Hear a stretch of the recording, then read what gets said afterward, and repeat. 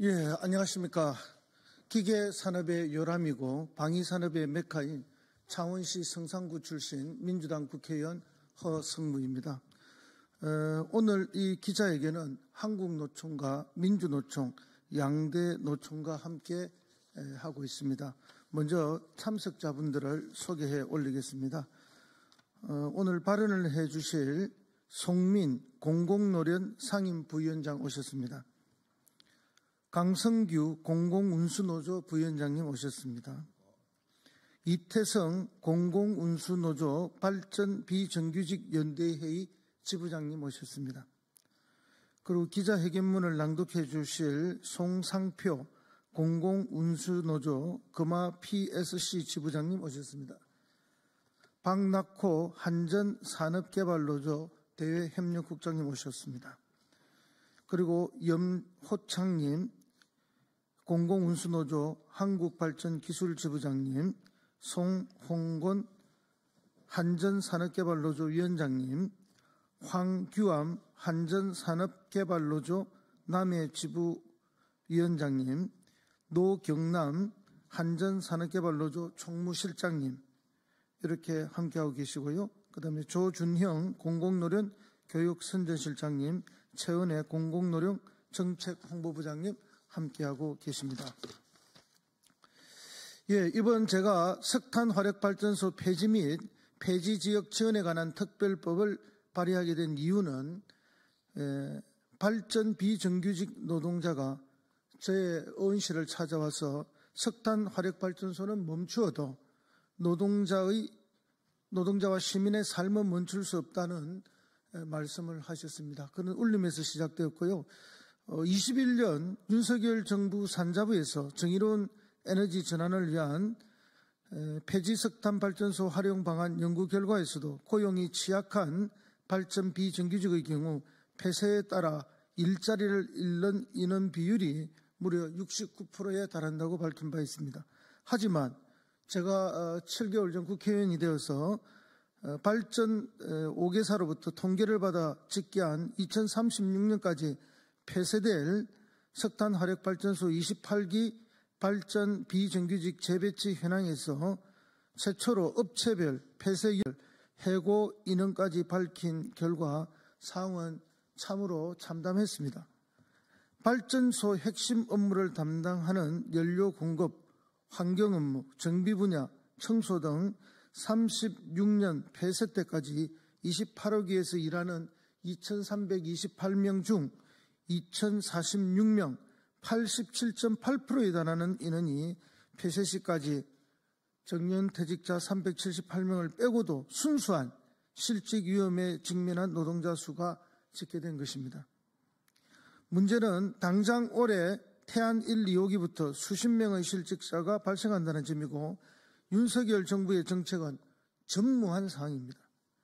발전소 폐지 특별법의 주요 내용과 함께 특히나 고용에 취약한 비정규직과 해당 지역 대책이 절실했습니다. 그래서 첫째, 단 한 명의 해고도 없는 모두의 삶을 지키겠다는 전환 목적의 입법이 필요했고, 둘째, 기후위기로 고용위험에 놓인 노동자들을 정책과 입법의 주체로 인정하고 정의로운 전환은 시혜가 아닌 권리로 만들어가기 위한다는 것이고요. 셋째, 범정부 차원의 계획 수립, 집행과 민주적 거버넌스가 필요했습니다. 특히나 발전 비정규직 노동자가 참여하는 사회적 논의기구가 그 어디에도 없습니다. 예를 들어서 고용노동부의 산업전환 고용안전전문위원회라는 게 있습니다. 이게 오자협의회가 있는데요. 이 위원회에는 당사자인 우리 노동자들이 포함되어 있지 않습니다. 그리고 최근에 12월에 산업부가 정부 지자체 발전 5사 간담회를 열었는데요. 그래서 석탄 발전 전환 협의체라는 걸 만들었습니다. 그런데도 여기에도 당사자인 우리 노동자들의 대표는 포함되지 않고 있습니다. 그래서 저는 양대 노총 공대위와 정의로운 일자리 전환 국회 논의와 입법이 발전 노동자의 삶을 지키고 국민의 에너지 기본권이 보장되는 국가 책임, 공공성 강화라는 원칙 아래 진행될 수 있도록 강력하게 촉구하고 함께 만들어 나가도록 그렇게 하겠습니다. 예. 그러면 우리 다음은 송민 공공노련 상임부위원장님 발언이 있겠습니다.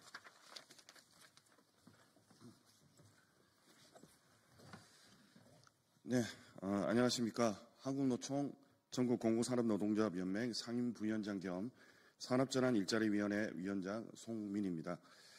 먼저 석탄화력발전소 폐지 및 폐지지역 지원에 관한 특별법의 발의를 환영합니다.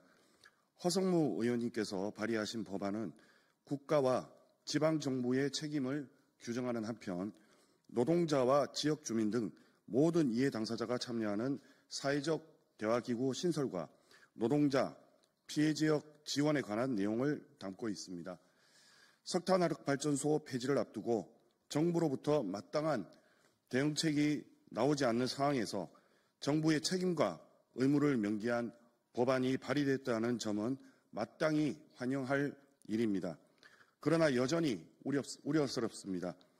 석탄화력발전소 폐지에 따른 지원에 대한 특별법은 22대 국회에 들어서 9개나 발의되었습니다. 허성무 의원님의 법안까지 하면 10개입니다. 그러나 이들 법안은 아쉽게도 상임위에서 제대로 논의조차 된 적이 없습니다. 지난 11월 26일에 있었던 산자위 특허소위에서 이미 발의된 6건의 석탄화력발전소 폐지 지원 특별법이 상정됐지만 정부가 법안 논의를 올해 1분기에 하자고 건의했습니다. 발전오사 사장과 별도의 전환 TF를 구성했다는 이유에서입니다. 국회 역시 이를 받아들였습니다. 더욱 우려스러운 점은 지난 12월 3일 비상계엄 이후 국정이 마비되면서 산자부가 책임지고 관련 부처를 설득해 정부안을 마련하겠다고 한 약속을 지킬 수 있는지 의문이라는 점입니다. 우리 발전 비정규직은 한시가 급합니다. 지금까지 관련 실태 조사를 단 한 번도 한 적 없다는 정부를 믿고 법안 논의를 이렇게 늦춰도 되는지 잘 모르겠습니다. 시간은 매일매일 우리의 목을 조여오는데 정부와 국회의 대응은 솔직히 너무 늦습니다. 석탄화력발전소 폐지 지원 특별법의 조속한 논의를 국회에 호소합니다. 당장 올해 말 태안화력발전소 1, 2호기가 폐지됩니다. 협력사 노동자 120여 명, 자회사 노동자 10여 명이 당장 일자리를 잃습니다. 심지어 자회사 노동자는 정부 정책에 따라 용역사에서 자회사로 전환된 국가가 고용 안정을 보장하기로 한 노동자입니다. 해고는 살인이라는 이 나라에서 130여 명의 노동자와 그 가족의 삶이 이렇게 내몰려야 합니까? 130여 노동자, 더 나아가 2,000명이 넘는 노동자의 삶이 달린 법안이 민생법안이 아니라면 무엇이 민생법안입니까? 발전 노동자, 특히 우리 발전 비정규직은 기후위기에 대응하기 위한 석탄화력발전소 폐지에 반대하는 것이 아닙니다. 다만 살인과 같은 해고만은 막아달라고 간청드리는 것입니다. 국회의 적극적인 역할로 태안의 동지들이 가족과 올 연말을 따뜻하고 희망차게 보내길 간절히 기원합니다. 감사합니다.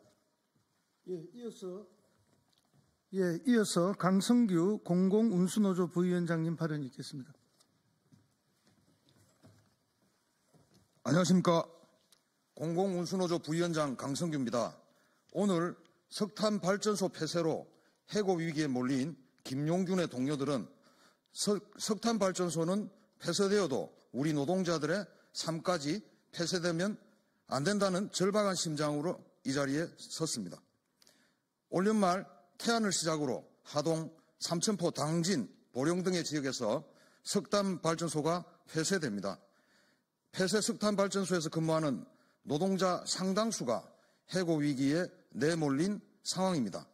특히 윤석열 정부의 내란 시도를 저지하고 탄핵 퇴진을 요구하는 노동자 시민들의 광장이 열렸고 그 광장에서는 탄핵을 넘어 한국 사회가 나아가야 할 방향에 대한 사회 대개혁 과제들이 토론되고 그중 사회 대개혁의 중심 과제로 정의로운 에너지 전환 또한 이야기되고 있습니다. 우리 양대노총 공공부문 노동조합 공대위도 수년 전부터 탄소 중립을 위한 석탄발전소 폐쇄의 대안으로 노동자와 지역사회가 참여하는 공공주도의 정의로운 에너지 전환을 주장하며 투쟁해 왔습니다. 석탄발전소 폐쇄 관련 정부나 지자체의 대책이 전무한 상황에서 무분별한 민간 자본의 풍력발전소 건설은 물, 바람, 태양은 모두의 것이 아닌 자본의 돈벌이 수단으로 전락하고 에너지 민영화와 노동자의 대량 해고, 지역사회 붕괴로 연결되는 사회적 재앙입니다. 양대노총 공대위는 발전소 노동자들과 함께 기후 재앙을 막고 석탄발전소 폐쇄로 인한 노동자와 지역사회를 지원 보호하고 폐쇄 지역 환경 및 건강 문제에 주민 참여를 보장하고 정책 수립 시 이해 당사자인 지역 주민과 노동자의 참여를 보장하는 등의 내용이 포함된 석탄발전소 폐지 특별법 제정을 촉구하며 이 법의 조속한 제정을 위한 투쟁에 나설 것임을 밝힙니다. 감사합니다. 예, 다음은 이태성 공공운수노조 발전 비정규직 연대회 지부장님 발언하시겠습니다.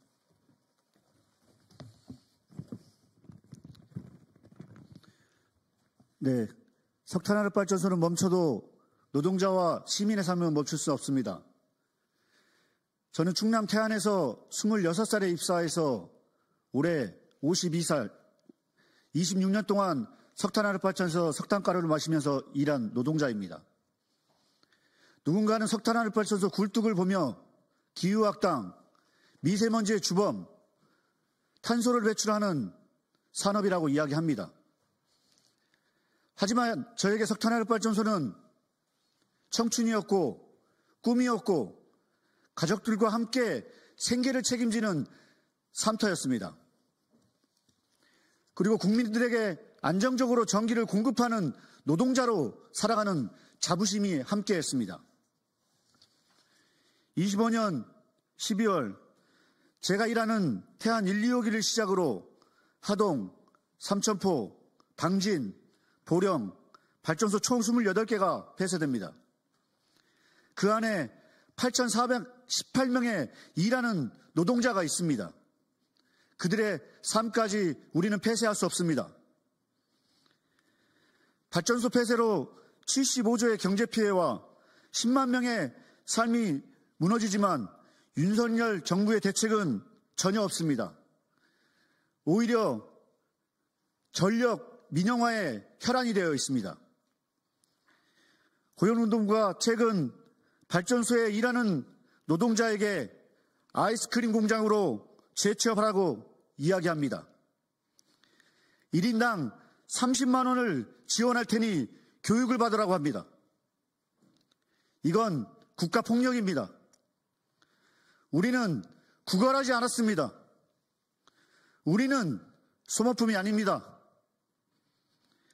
속도도 중요하지만 그 방향은 무엇보다 더 중요합니다.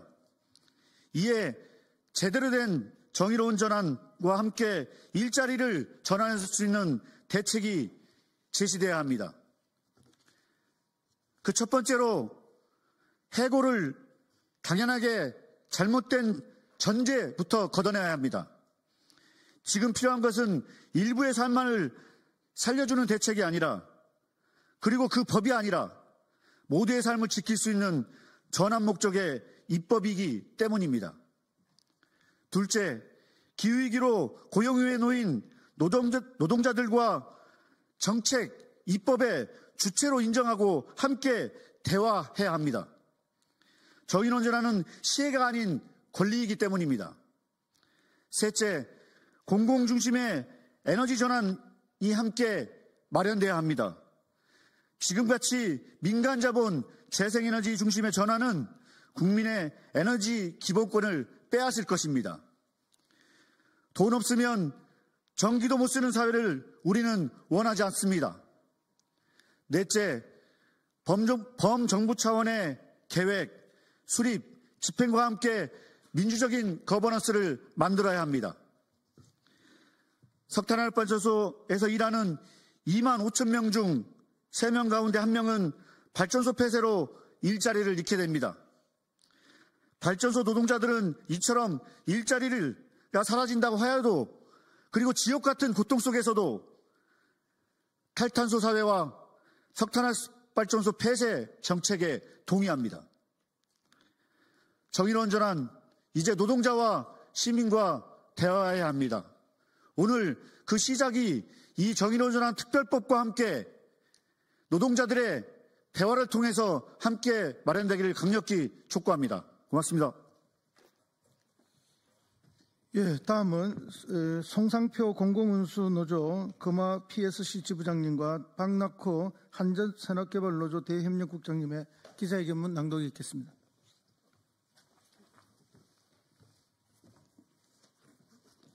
기자회견문. 지난 2018년 석탄화력발전소 컨베이어 벨트에 목숨을 잃은 김용균을 기억하는가? 7년 전 사랑하는 동료를 잃었던 우리는 동료의 마지막이 아로새겨진 우리의 일터를 잃을 위기에 처해 있다. 석탄 발전은 멈춰도 노동자의 삶은 멈출 수 없다. 그래서 김용균의 동료들은 절박한 심정으로 오늘 이 자리에 나섰다. 2023년 1월 확정된 제10차 전력수급 기본계획에 따라 올해 태안화력 1, 2호기를 시작으로 오는 2036년까지 전국에서 28기의 석탄화력발전소가 폐지된다. 석탄화력발전소에는 8,500여 명의 비정규직 노동자들이 일하고 있다.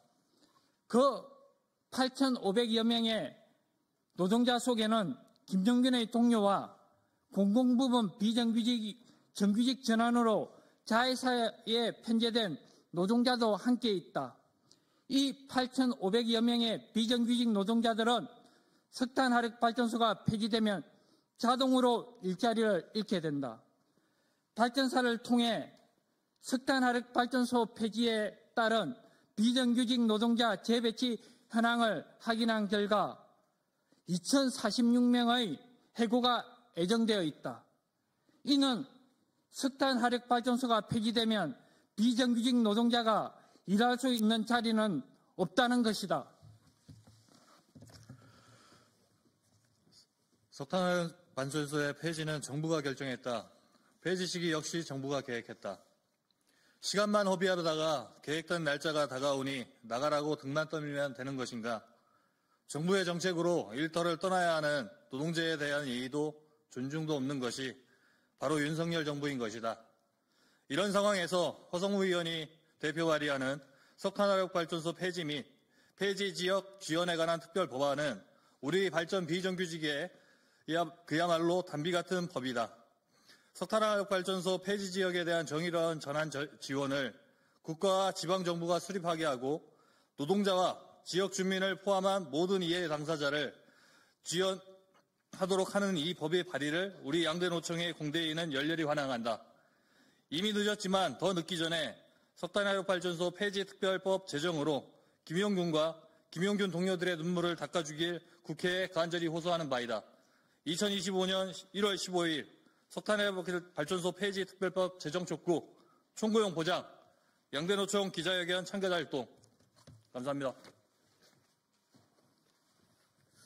예, 그동안 정부의 너무나 미온적, 아니 아무것도 하지 않는 세월들이 흘러갔습니다. 그래서 지난 정기국회 때 또 국정감사 때 제가 강력하게 질타하고 요구해서 개우 산업전환고용안전전문위원회 가동하는데 이 속에도 우리 노동자 대표는 없습니다. 그리고 산자부에서는 정부 지자체 발전오사 전환협의체를 가동하려고 하지만 여기에도 역시 당사자인 노동자들의 대표가 없는 상황입니다. 그냥 형식적인 수준에서 막 시작하려다가 이 내란 사태로 또 멈추어져 있는 그런 상황입니다. 저희 민주당과 저는 이 법안을 반드시 통과시키고 우리 노동자들이 에너지 대전환의 속에서 소외되지 않고 정의롭게 전환되고 직장을 잃지 않고 새로운 직장에서 보람되게 일할 수 있는 대책을 반드시 강구하겠다는 것을 국민 여러분께 약속드리면서 오늘 기자회견 마치겠습니다. 감사합니다.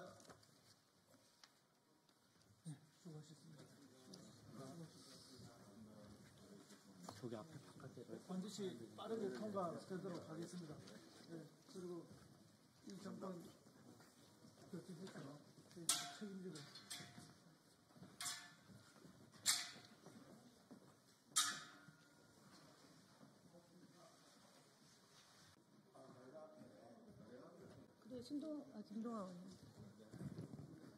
네, 안녕하십니까. 더불어민주당 국민소통위원회 산하 허위조작감시단입니다. 오늘 저희가 허위조작감시단에서는 지난 내란 선전죄 혐의에 대한 고발에 이어서 명예훼손 및 조직적인 허위사실 유포 건에 대해서 처벌하기 위함이고요. 경찰에 고발하고자 함입니다. 이와 관련된 기자회견을 할 것이고요.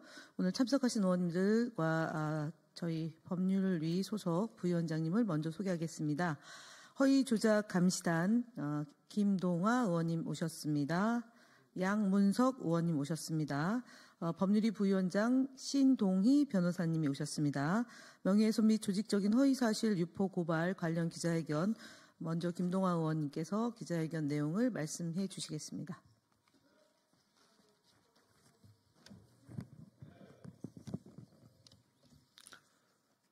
안녕하십니까. 더불어민주당 국민소통위원회 산하 허위조작감시단입니다. 오늘 허위조작감시단은 지난주 내란 선전죄 혐의 고발에 이어 명예훼손 및 조직적인 허위사실 세력들을 강력히 처벌하기 위해 경찰에 고발하고자 합니다. 이들은 악의적인 가짜뉴스를 통해 민주주의를 훼손하고 국가 질서를 파괴하는 행위를 지속하고 있습니다. 우리는 이들에 대해 결코 좌시하지 않을 것입니다.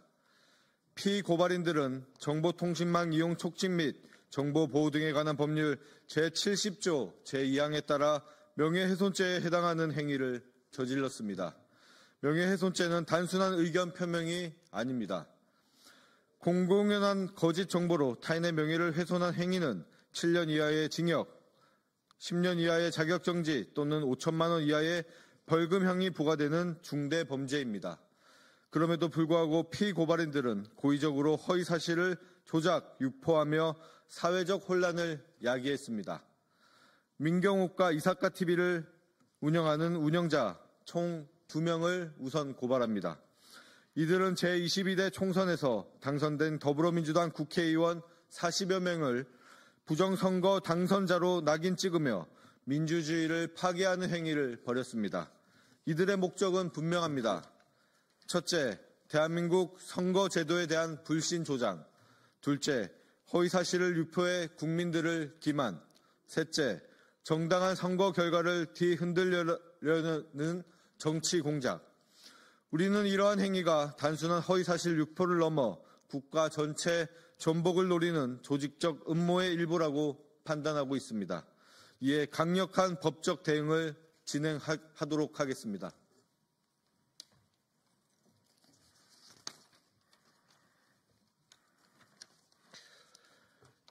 이재명 대표를 향한 충격적인 허위사실 조작을 한 게시글 216개를 명예훼손 혐의로 고발합니다. 이들은 이재명 대표가 초등학교 시절 여학생을 성폭행하고 살해해서 소년원을 다녀왔다라는 완전히 날조된 허위사실을 유포했습니다.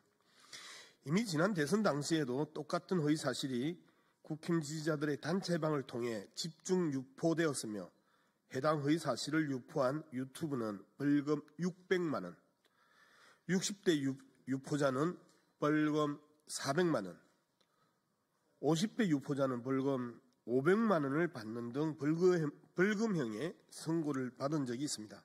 그럼에도 불구하고 지난 12월 내란 수계 윤석열의 탄핵안 가결 이후 해당 허위 정보가 SNS 온라인 커뮤니티, 카카오톡 단체방을 중심으로 재유포되며 정치적 목적을 가진 배후 세력이 다시 조직적으로 가짜뉴스를 살포하는 정황이 포착되었습니다.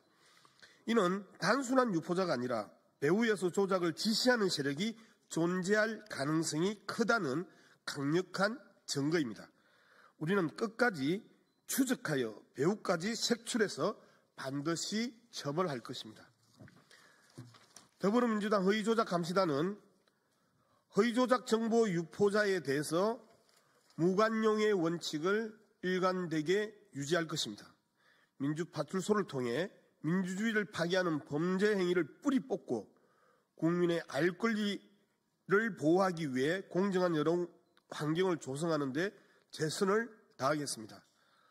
허위사실 유포는 민주주의를 파괴하는 중대한 범죄 행위입니다. 우리는 법적 대응을 통해 그 대가를 반드시 치르게 할 것입니다. 국민 여러분들의 적극적인 관심과 제보를 부탁드립니다. 허위조작 감시단은 국민 여러분과 함께 허위조작 정보를 척결하고 민주주의를 지켜내겠습니다. 감사합니다. 25년 1월 15일 더불어민주당 국민소통위원회 허위조작 감시단 일동. 네. 이상으로 명예훼손 및 조직적인 허위사실 유포 고발 관련 기자회견을 마치겠습니다. 마지막으로 저희가 매일 이곳에 와서 소통관에 와서 브리핑을 하고 있습니다. 그만큼 허위 조작 정보가 상상을 초월해서 국민들 사이에 유포되고 있고 재생산되고 있다는 점을 바로 반증하는 것이 아닌가 싶습니다. 언론인 여러분들께서도 많은 관심 부탁드립니다. 이상 마치겠습니다. 감사합니다.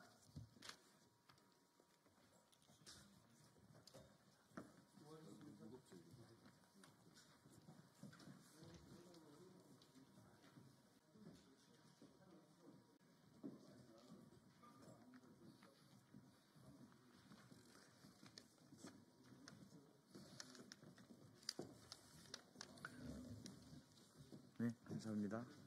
약간 옆에 쓰세요. 일단 이쪽으로도.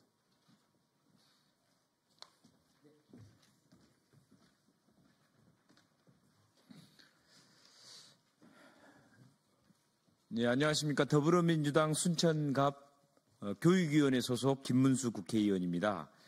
오늘은 전국교육자치혁신연대에서 최근 최상목 대통령 권한대행과 이주호 교육부 장관이 저지른 큰 사고에 대해서 규탄 대회를 열려고 기자회견을 하려고 왔습니다. 앞에 현수막에 있는 것처럼 최근에 최상목 권한대행이 고교 무상교육 예산을 당연히 정부에서 부담해야 됨에도 불구하고 이것을 지방교육청 예산도 부족한데도 지방교육청에 떠넘기는 그런 거부권 행사를 했고, 또 이주호 장관과 함께 AI 디지털 교과서, 지금 아이들 교육에 말도 안 되는 이런 AI 디지털 교과서를 무리하게 도대체 무엇 때문인지, 어떤 사업자들과 관련성 때문인지 그런 의혹이 들 정도로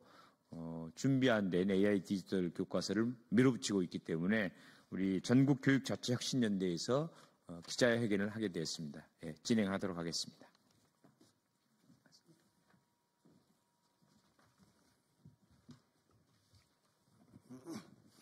예, 반갑습니다. 오늘은 안건이 두 가지 내용이기 때문에 제가 먼저 무상교육 관련은 제가 먼저 설명드리겠습니다. 저는 광주전당 시민연대 상임대표 정성홍입니다. 반갑습니다. 저희들은 이렇게 먼저 얘기하고 싶습니다. 교육감님 어디에 계십니까? 이렇게 질문을 던지고 싶습니다. 교육 예산이라는 것은 가장 중요한 핵심임에도 불구하고 정부에서 예산을 삭감했는데도 아무 얘기 없으신 교육감님이 어디 계시냐고 질문하는 것이라고 말씀드립니다. 정확하게 고교 무상교육은 초등등교육법 10조 2항의 명시가 정확하게 됐습니다. 국가와 지방자치단체에서 부담한다. 이렇게 명시되어 있습니다.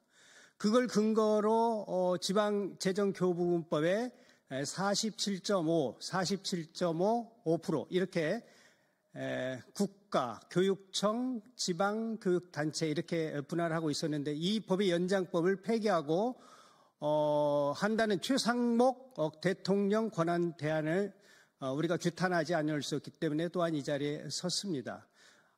초등등 교육법에 하면 명확하게 국가가 부담한다고 나와 있는데 이것을 교육청에 떠넘긴다는 것은 그 예산이 삭감돼서 결과적으로 유치원, 초등학교, 중학교 학생들의 예산을 삭감되는 결과가 돼서 교육이 황폐화될 것은 자명한 사실입니다.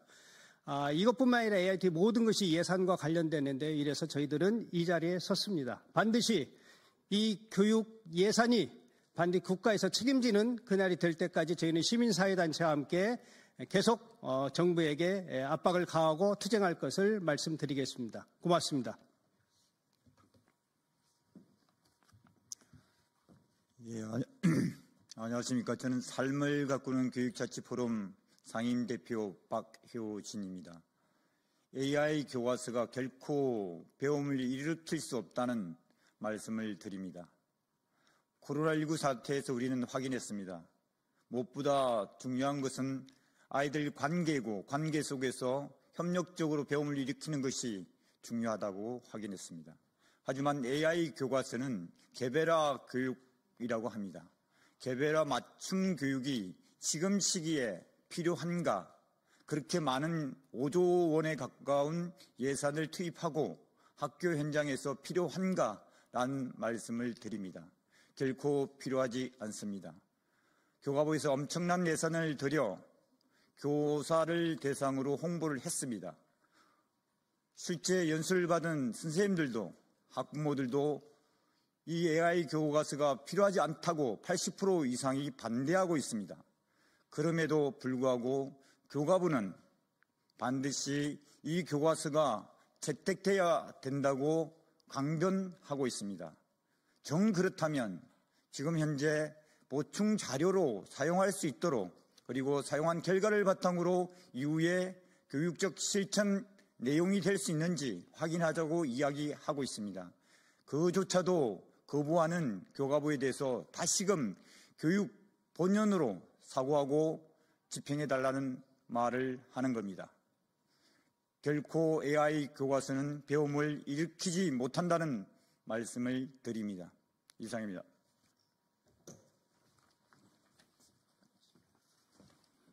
세 번째 발언자로 나섰습니다. 저는 인천에서 왔습니다. 사단법인 인천교육연구소에서 이사장으로 일하고 있는 임병구라고 합니다.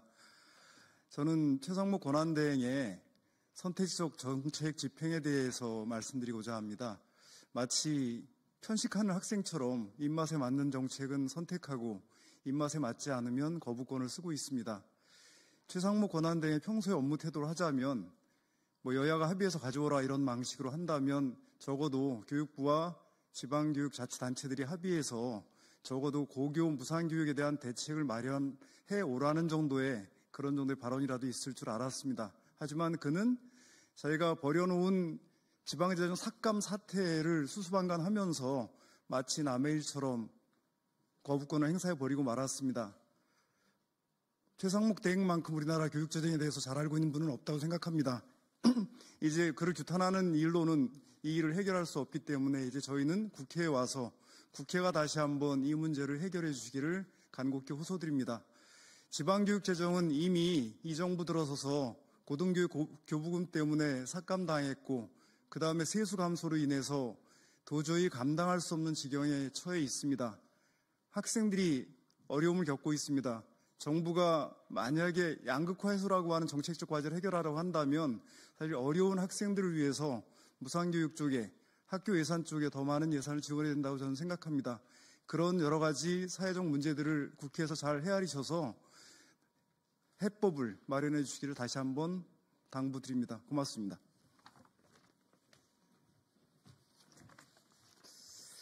네, 기자 여러분 반갑습니다. 먼저 각별한 관심과 취재에 고맙습니다. 광주전남 시민연대 공동대표 이주연입니다. 기자회견문을 낭독하도록 하겠습니다. 국회와 국민을 무시한 최상목 대통령 권한대행과 이주호 교육부 장관을 규탄한다. 존경하는 국민 여러분, 언론인 여러분, 오늘 우리는 최상목 대통령 권한대행과 이주호 교육부 장관의 무책임하고 오만한 태도를 강력히 규탄하고 책임을 묻기 위해 이 자리에 섰습니다. 정부는 고교 무상교육 예산 3년 연장 법안과 AI 디지털 교과서 지휘박탈 법안에 대해 국회의 결정을 존중하기는커녕 이를 무시하며 국민의 뜻을 외면하고 있습니다. 이는 민주적 절차와 헌법적 가치를 심각히 훼손하는 행위로 국민적 분노를 자아내고 있습니다. 최상목 대통령 권한대행은 국회의 뜻을 거스르고 고교 무상교육 예산 3년 연장 법안을 거부하였습니다. 고교 무상교육은 모든 학생이 경제적 부담 없이 동등한 교육 기회를 누릴 수 있도록 보장하는 필수적 정책입니다. 윤석열 정부에 들어와서 세수 감소로 교육재정안정기금은 이미 소진되고 있고 교육청마다 시설 예산마저 감축하고 있습니다. 서울교육청은 2024년 11조 1,605억에서 2025년 10조 8,026억으로 3,579억 3.2% 감소하였고 학교 운영에 필요한 기본사업비인 학교 운영비가 263억 원, 교육사업비가 942억 원 감소되었습니다. 시설사업비는 무려 318억 원이 줄어들어 노후시설과 성면 제거, 내진사업 등 시설 안전에 필요한 일반 시설비 283억과 급식 노동자들의 폐암 발생으로 시급히 개선이 필요한 급식 관련 시설비도 565억 원이 감소되었습니다. 이러한 상황에서 지방교육 재정이 남아돈다는 기획재정부의 부처 입장을 대통령 권한 대행이라는 중차대한 권한을 악용하여 고교 무상교육 예산 전액을 교육청에 떠넘기려는 것입니다. 이주호 교육부 장관 또한 교육부 장관의 소임을 저버리고 지방교육재정이 남아돌아 무상교육비를 담당할 수 있다는 망언을 일삼고 있습니다. 이주호 장관은 AI 디지털 교과서 지휘 박탈 법안의 의미를 폄하하며 디지털 교과서 도입을 강행하려는 독단적 태도를 보이고 있습니다. 이는 교육 현장의 의견을 철저히 무시하는 행태이며 학생들이 학습 환경과 교육의 본질을 훼손하는 무책임한 결정입니다. 2025년에는 학교 자율에 맡긴다면서 국회와 국민을 무시한 제2요구에 필사적으로 나서는 것은 교육부 장관이 아니라 에티테크 기업의 대리인의 역할에 다름 아닌 것입니다. 디지털 교과서에 대한 제2요구로 새 학년을 앞둔 학교 현장은 더욱 혼란을 겪게 될 것이고 설령 시행령에 의해 교과서라는 법적 지위를 유지하더라도 차기 정부에서 논란을 피할 수 없을 것입니다. 지금이라도 디지털 교과서와 관련한 사회적 논의기구를 만들거나 국가교육위원회를 통해 디지털 기반 교육에 대한 사회적 합의를 위해 노력하는 것이 이러한 혼란을 자초한 교육부가 해야 할 역할입니다. 이어서 낭독하겠습니다. 국회는 국민의 대표기관으로 국민의 뜻을 반영해 결정을 내리는 민주주의의 중심입니다. 하지만 최창목 권한대행과 이주호 장관이 국회의 결정을 무시하는 것은 곧 국민을 무시하는 것이며 이는 헌법적 질서를 부정하는 중대한 문제입니다. 이에 우리는 다음과 같이 요구합니다. 하나, 최상목 대통령 권한대행은 고교 무상교육 예산 연장 법안 제2요구를 즉각 중단하라. 둘, 이주호 교육부 장관은 AI 디지털 교과서 강행을 중단하고 국회의 결정을 존중하라. 셋, 정부는 국회와 국민의 뜻을 존중하고 교육의 본질을 훼손하지 않는 책임있는 행정을 펼쳐라. 넷, 국회는 무상교육 정부 지원과 디지털 교과서 법안을 제2요구한 최상목 기획재정부 장관과 이주호 교육부 장관에게 법적 책임을 지게 하라. 교육은 국가의 미래이며 국민의 권리입니다. 정부가 국회의 결정을 무시하고 국민의 뜻을 외면하는 것에 대해 우리는 끝까지 국민과 함께 싸우며 대한민국 교육의 미래를 지키기 위해 노력할 것입니다. 2025년 1월 15일 전국교육자치혁신연대 준비위원회 일동.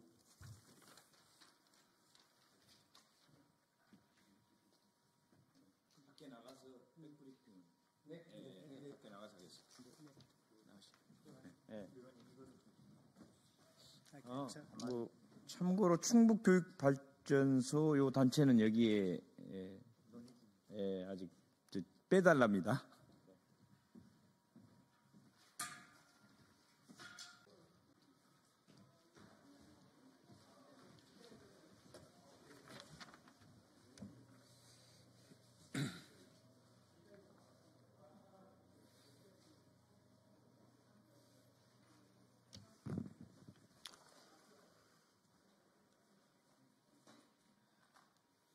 예, 시작하겠습니다.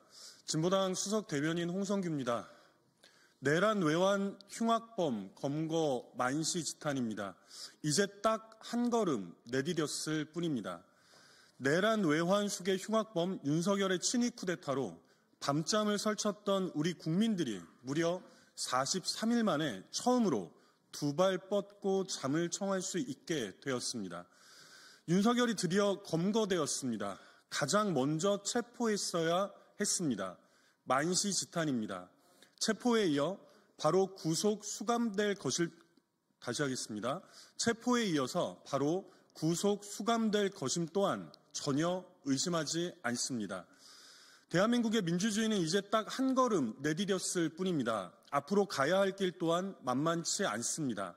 가장 먼저 헌법재판소는 최대한 신속하게 흉악범 윤석열에 대한 탄핵을 판단해야 합니다. 국정 혼란을 종식시킬 유일한 방도입니다. 헌재를 흔들고 발목을 잡으려는 그 모든 시도는 즉각 중단되어야 합니다. 그 또한 내란 공범죄임을 분명히 경고합니다. 최상목 권한대행이 위헌 위법하게 임명을 거부한 9번째 재판관은 바로 임명되어야 합니다. 흉악범 윤석열에 동조했던, 지금도 동조하고 있는 내란 공범과 그 잔당들은 끝까지 추적해서 모조리 일망타진해야 합니다. 국민의힘은 오늘도 버젓이 국회의원 배지를 달고 영장 집행 방해에 나섰습니다. 매일같이 가짜뉴스를 살포하고 내란 선동으로 흉악범을 엄호하고 있는 중입니다. 민주공화국 대한민국에 있어서는 안 될 위헌 정당입니다. 즉각 해체해야 합니다. 내란 잔당임을 자처한 대통령실과 국무위원들도 마찬가지입니다. 군과 경찰뿐 아니라 행정부와 사회 각계에 도사리고 있는 민주주의의 적, 내란 잔당들을 특검부터 시급히 실시해서 끝까지 추적하고 모두 그 죄를 무겁게 물어야 합니다. 대한민국의 민주주의를 지켜내기 위하여 앞으로 가야 할 길 또한 만만치 않겠습니다만 오직 우리 국민들만을 믿습니다. 우리 국민들이 소중하게 지켜올린 응원봉의 그 영롱한 불빛들이 끝내 반국가 세력과 주권 침탈 세력을 모두 척결해 내고야 말 것임을 확신합니다. 이상입니다.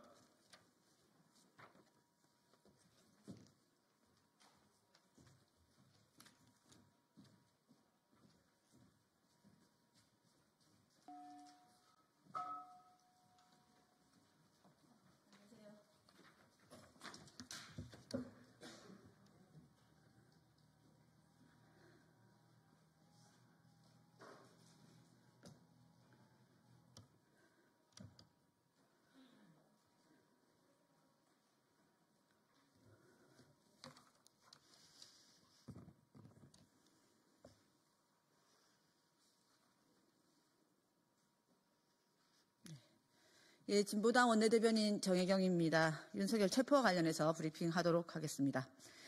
드디어 체포되었습니다. 이제는 구속 파면입니다. 드디어 내란 수계 윤석열을 체포했습니다. 금세기 최악의 위헌적 내란 사태 발생 43일 만에 우두머리를 붙잡았습니다. 많이 늦었지만 유혈 사태 없이 집행되어 다행입니다. 혹한에도 헌법과 민주주의 수호를 위해 강장에서 뜨겁게 싸운 자랑스러운 국민들의 승리입니다. 우리 대한민국 민주주의의 승리입니다. 공수처는 즉각 구속영장을 청구하여 윤석열을 즉시 구속하고 이 사회로부터 완전히 격리해야 합니다. 또한 신속한 헌법재판소 탄핵 인용으로 대통령직을 파면해야 합니다. 나아가 윤석열은 물론 내란 외환죄에 가담하고 동조한 모든 잔당들을 빠짐없이 철저히 수사하고 처벌하여 이 땅의 내란 세력을 완전히 척결합시다. 무너진 헌법 질서와 민주공화국을 바로 세웁시다. 그 길에 진보당은 끝까지 국민들과 함께 싸우겠습니다. 이상입니다.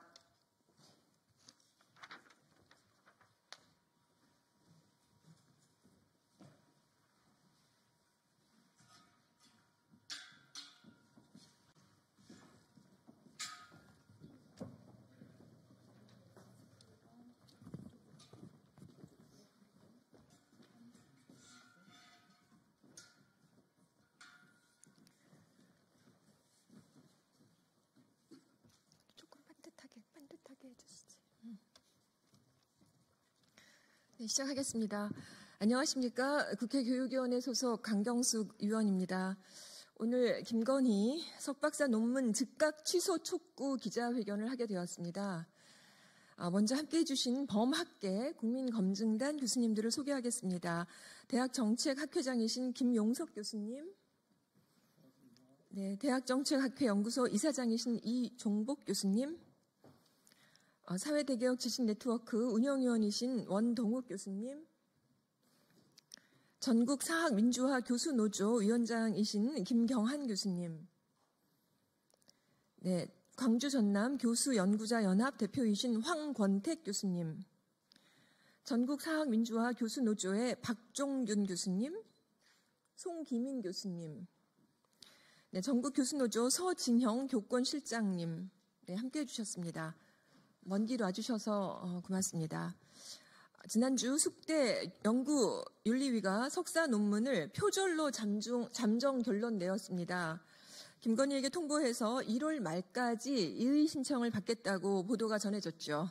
공교롭게도 윤석열의 비상계엄과 탄핵 소추가 된 이후의 일이었습니다. 4년 넘는 기간 동안 범학계 국민검증단 교수님들 그리고 저도 김건희의 논문 표절에 대한 철저한 검증을 끊임없이 요구해 왔습니다. 저도 국회에서 그리고 숙대 앞에서 철저한 검증을 계속적으로 촉구해 왔습니다. 이 문제는 표절 문제에 그치지 않습니다.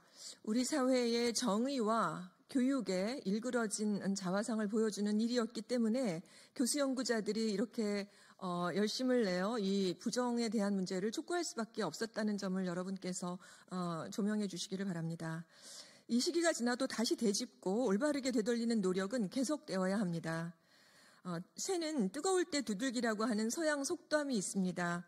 숙대와 국민대는 자고 우면하지 말고 김건희의 석박사 학위를 즉각 취소하십시오. 그럼 지금부터 기자회견문 낭독이 있겠습니다.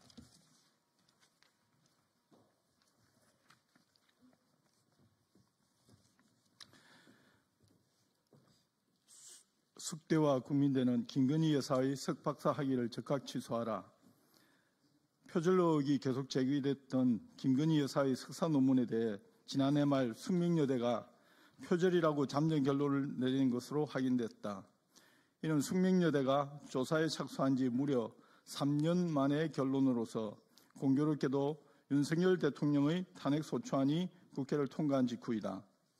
연구 부정 행위의 검증기간이 통상적으로 5개월이 소요됨에도 장윤검 전 숙명여대 총장은 시종일관 묵묵부답으로 권력 눈치 보기에 나서며 국민을 우롱하고 학계를 무시하였다.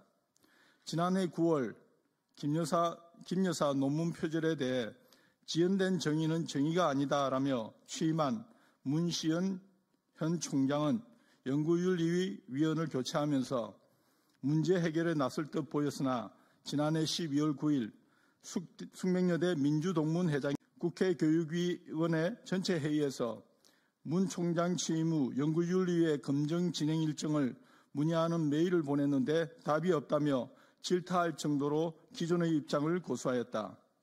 그러다가 지난해 계속하겠습니다.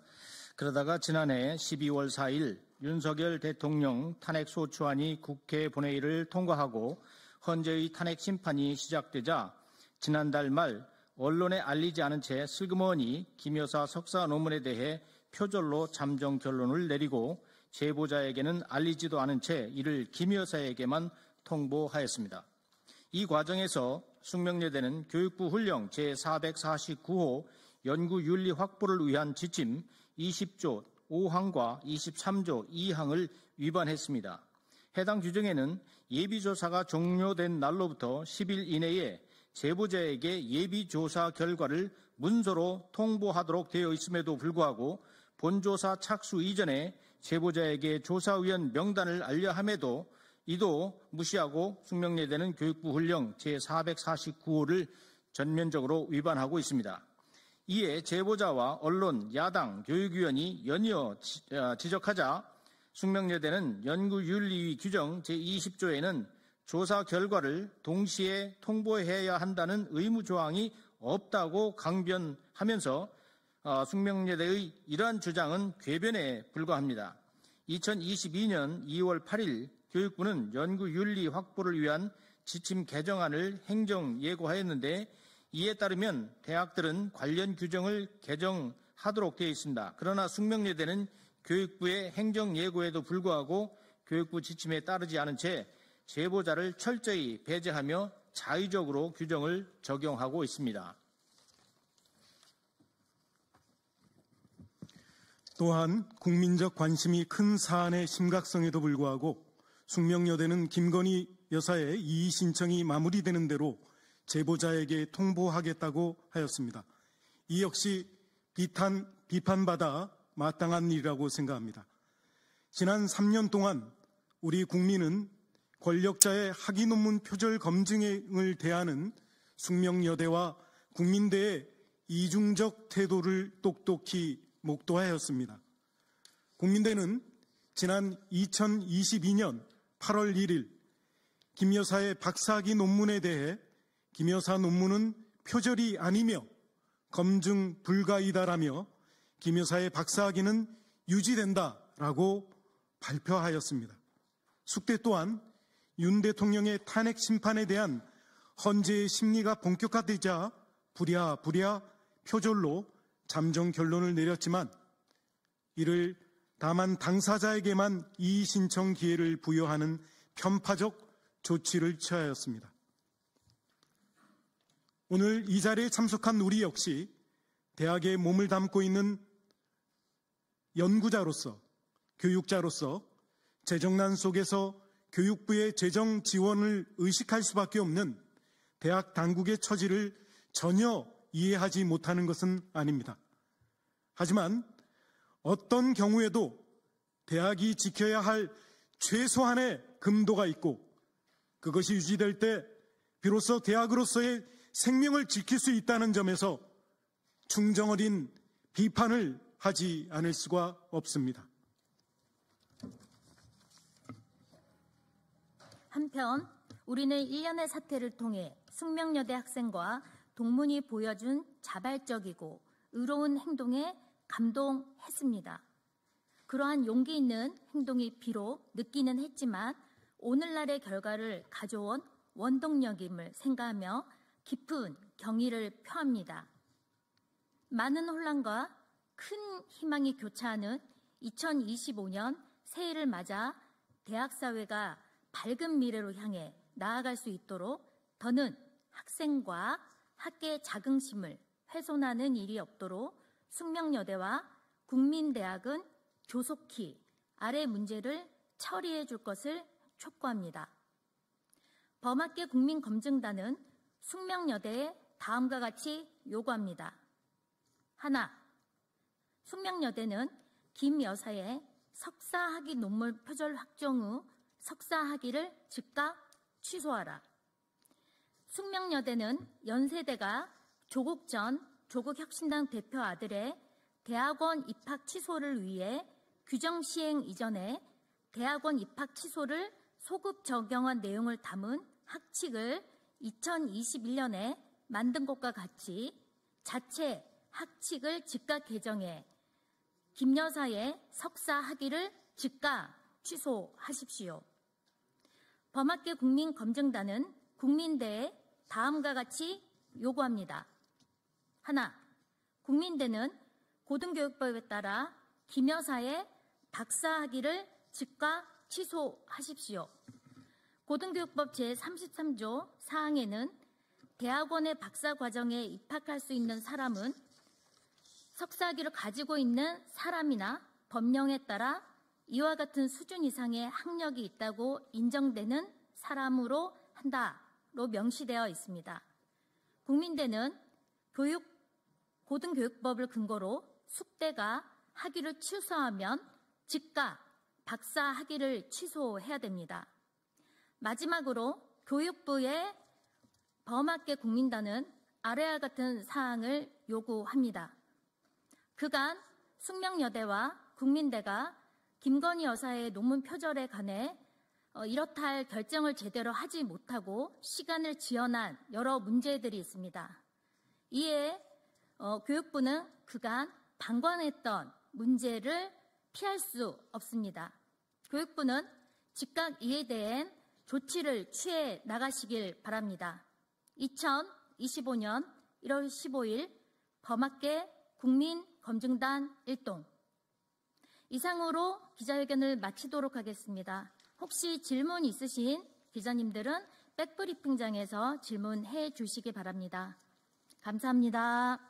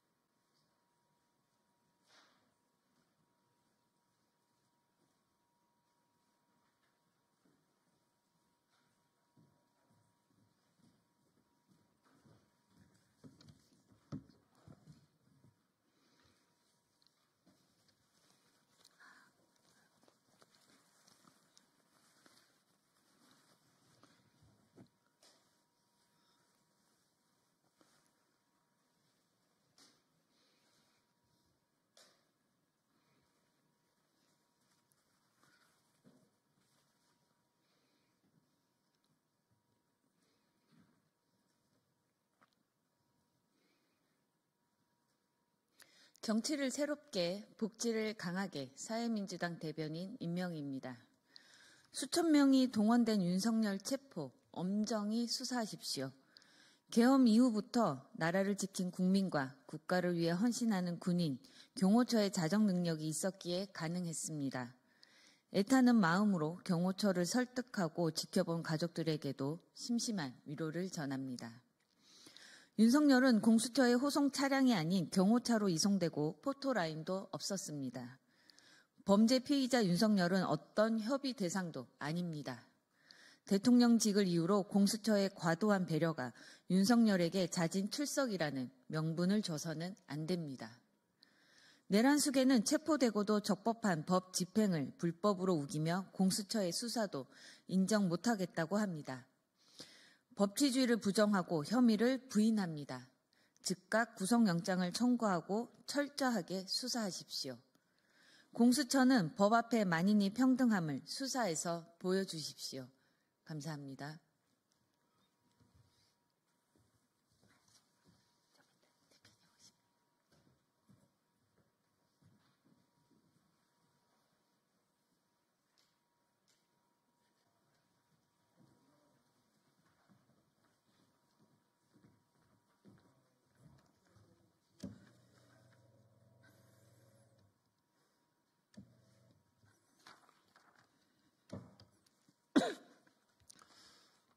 사회민주당 대표 국회의원 한창민입니다. 윤석열 체포 관련해서 짧게 입장을 말씀드리겠습니다. 내란숙의 윤석열이 드디어 체포되었습니다. 국민들의 정의에 대한 열망이 첫 발을 뗐습니다. 12.3 내란 이후 43일 만입니다. 윤석열은 마지막까지 추한 영상 메시지를 남겼습니다. 조금의 반성하는 신용도 없이 자진 출석, 불법 수사라 주장하며 내란을 막아낸 우리의 청년들을 모욕하는 말까지 일삼았습니다. 예상했던 일이라 놀랍지는 않습니다. 괴멸이란 말도 아깝습니다. 공수처는 반국가 범죄자를 체포한 만큼 엄정 수사 후 즉각 구속하십시오. 내란범의 대통령 예우는 가당치 않습니다. 경호 차량 이동, 포토라인 패스로 이미 국민들이 공정수사에 대해 매서운 눈초리를 보내고 있습니다. 더 이상의 실망은 결코 안 됩니다. 이를 잊지 마시기 바랍니다. 윤석열 체포와 수사를 온 국민이, 전 세계가, 특히 이 나라의 미래 세대들이 똑똑히 지켜보고 있습니다. 그간 노동자 시민들의 정당한 권리 요구조차 범죄로 몰았던 공권력입니다. 내란 수구의 엄정 수사로 추락한 국민들의 신뢰를 회복하기 바랍니다. 그것만이 무너진 공권력의 신뢰를 회복하는 유일한 길입니다. 이를 잊지 말길 바랍니다. 이상입니다.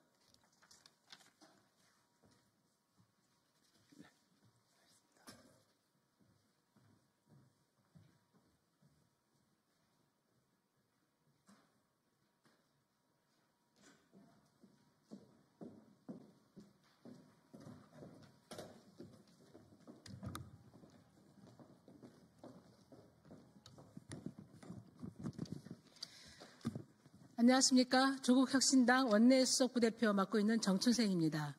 오늘 윤석열 씨가 드디어 체포됐습니다. 이걸로 끝난 게 아니고 대한민국의 국정농단의 핵심에 있었던 김건희 씨에 대해서도 수사가 필요합니다. 아시는 바와 같이 명태균 게이트 관련 수사 보고서를 보면 김건희 씨와 관련된 많은 의혹들이 사실로 밝혀지고 있습니다. 관련해서 기자회견을 준비했습니다. 오늘 참석하신 분들 소개해드리겠습니다. 신장식 의원님 오셨습니다. 네, 박은정 의원님 오셨습니다. 네, 차기욱은 의원님 오셨습니다. 네, 김준영 의원님 오셨습니다. 네, 백선희 의원님 오셨습니다.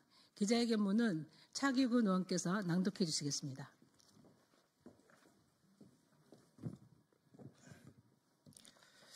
오늘 오전 10시 33분 내란 수괴의 윤석열이 드디어 체포되었습니다. 작년 12월 3일 위헌 위법적인 비상계엄 선포 이후 43일 만입니다.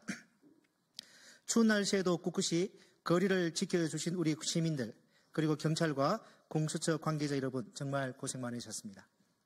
그러나 오늘의 내란 수괴의 윤석열 체포는 끝이 아닙니다. 대한민국 민주주의를 다시 세우는 시작입니다. 후속 조치를 확실히 해야 합니다. 내란 사태를 명명백백하게 조사하고 내란 우두머리인 윤석열과 그 부역자들 법의 심판대에 세워야 합니다. 무엇보다 윤석열 국정농단의 한 축인 김건희에 대한 수사도 본격적으로 이루어져야 합니다. 아무런 법적 권한이 없는 김건희가 내란 속의 윤석열을 통해 국정에 깊숙이 개입해 왔다는 의혹은 언론을 통해 이미 수차례 제기된 바 있습니다. 그동안 도대체 누가 대통령 노릇을 해왔던 것인지 모를 지경입니다. 김건희는 지난 총선 시 국민의힘 공천 개입과 불법 여론조사 그리고 여론조사 회계 누락 등의 혐의로 이미 시민단체 등으로부터 고발되어 있는 상태입니다. 이뿐만이 아닙니다. 국회 운영위원회와 법제사법위원회로부터도 국정감사 출석 요구가 있었음에도 불구하고 무시하였고 동행명령 역시 거부하였습니다. 김건희는 그야말로 각종 의혹의 종합 선물 세트입니다. 또한 내란 속의 윤석열에게 가장 큰 영향을 미쳐왔다는 점에서 내란 행위 연루 가능성도 배제할 수 없습니다. 수사 결과에 따라서는 내란 행위의 실질적인 교사범 내지 공동정범으로 밝혀질 수도 있습니다. 따라서 법무부는 즉시 김건희를 출국 금지하고 수사기관은 본격적인 수사에 착수해야 합니다. 법무부는 지난 12월 국회 법사위에서 김건희에 대한 출국 금지를 검토하겠다고 답변했습니다. 같은 날 조국 혁신당도 김건희에 대한 출국 금지를 요청한 바 있습니다. 그러나 법무부는 오늘 현재도 김건희에 대한 출국 금지 조치가 이루어졌는지 확인해 줄 수 없다고 하고 있습니다. 김건희는 내란 속의 윤석열이 체포된 상황에서 법의 심판을 피하고자 해외로 도주하거나 내란 사태의 증거를 인멸할 우려가 매우 높습니다. 이에 조국혁신당은 법무부와 수사기관에 김건희에 대한 신속한 출국 금지와 본격적인 수사를 강력히 촉구합니다. 법무부와 수사기관은 직무유기를 하지 않기를 바랍니다. 감사합니다. 2025년 1월 15일 조국혁신당 의원 1동.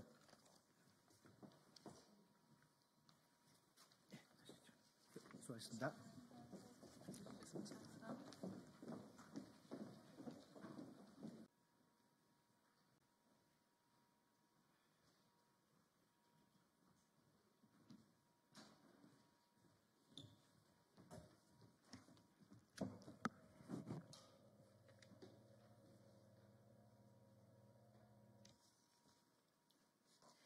네, 진보당 브리핑 시작하겠습니다. 부대변인 이미선입니다.